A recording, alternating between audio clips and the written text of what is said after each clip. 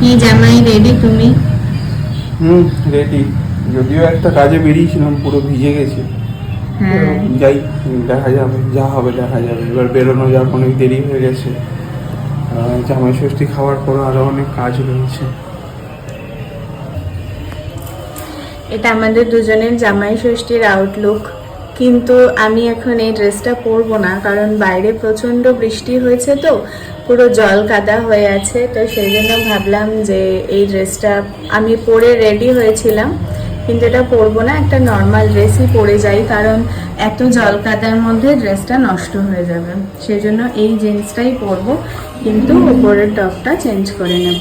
তাহলে চলো এবার বেরোনো যাক। ওদিকে তো মা ফোনও করে ফেলেছে, জামাই এখনো রেডি হয়নি, এখন রেডি হয়ে গেছে, মেয়েও রেডি হয়ে গেছে। আমরা আসলে দুজনেই একটু ল্যাট খাই বলে সবেতেই দেরি হয়, কিছু করার নেই, আমরা এরকমই।